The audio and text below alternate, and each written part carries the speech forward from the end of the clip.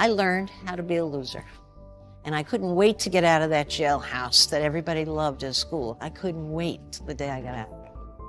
And so when I grew up, I continued to learn a lot about failure, but frankly, I realized that that was the best calling card for the rest of my life, because nothing was going to feel as bad as that for me ever again. Now, when I finally built the courage to leave that business partnership 2 years later, which was 2 years too long, on the way out the door, he said to me, you know, you'll never succeed without me.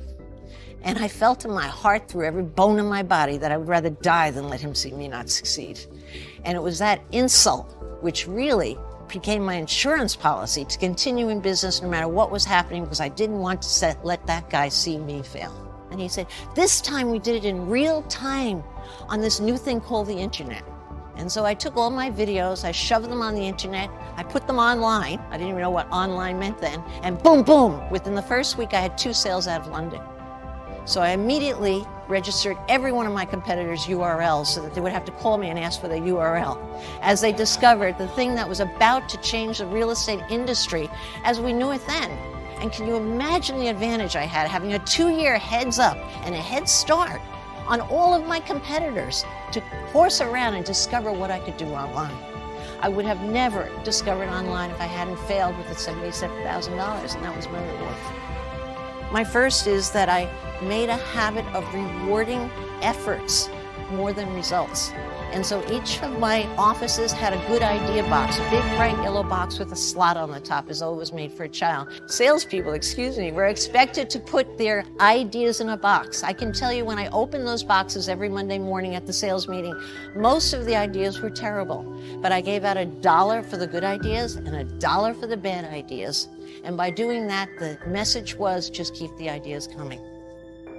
I've learned about people who know how to fail because I was in a failure business. If you're in real estate, it's a business of rejection, a lot of no's and very few yeses. And I made a study my whole life of trying to figure out why I had certain salespeople earning $3 or $4 million a year selling apartments, and then I had someone on average making $65,000. What's the difference? I studied and studied, and this is what I found. It was never the contacts I came in to the business with, which is what the common culture believed, because that evened out after the first year.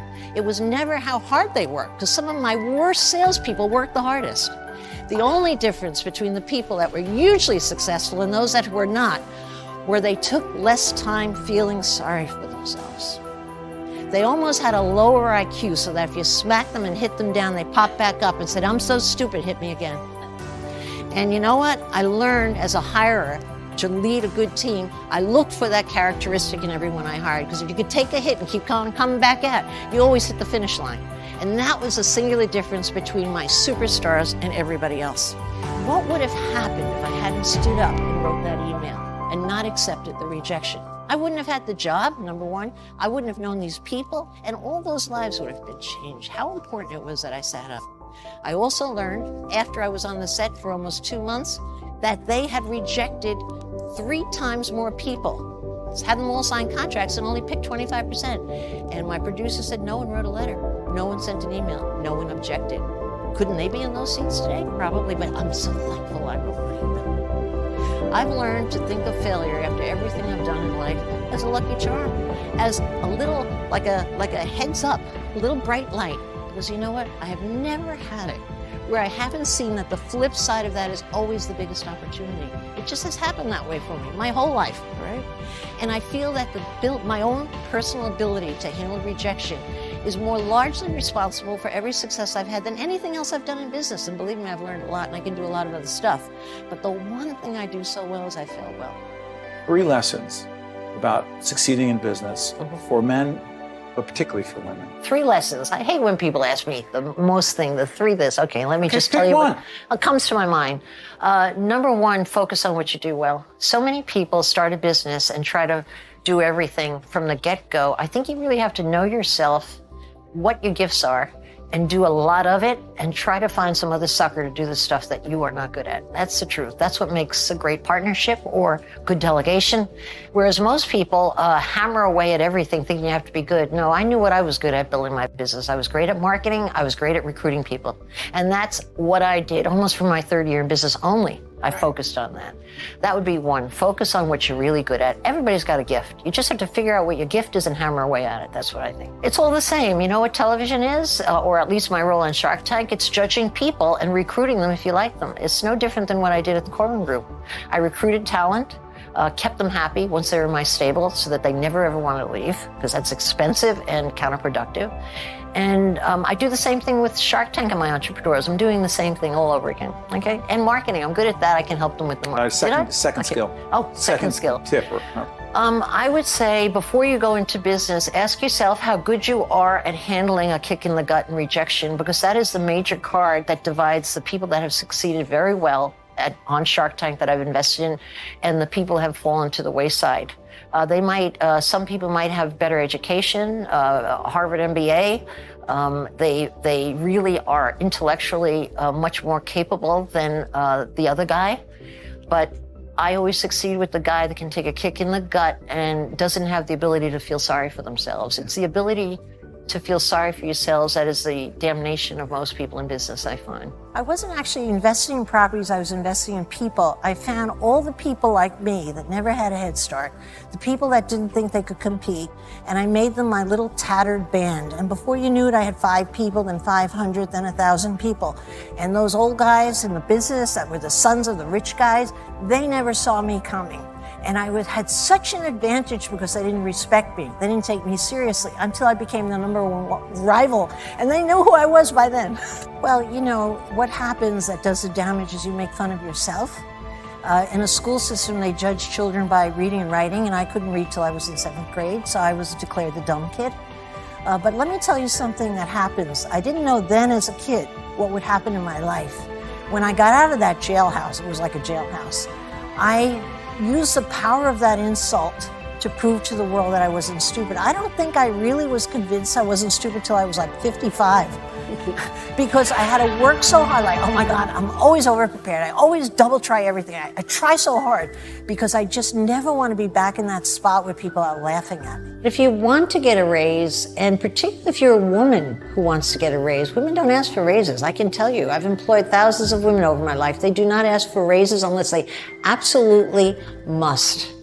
And men ask all the time. And so what the smartest thing to do is, first of all, make an appointment to ask for a raise. Even if your expectation isn't that you're going to get it, at least ask for it, because that sets you up for the next meeting where you'll likely get it. And the smartest thing to do is to walk in with a list of your responsibilities when you started at the company, and then also the list of things you've taken on since you started. And simply make the boss aware that you have a lot more responsibility. You're delighted to take it on, give me more, but I'd like to be compensated, and to name a number you'd like. Most women, when they work up to the point where they'll ask for a raise, they won't give a number. I'd like to get a raise.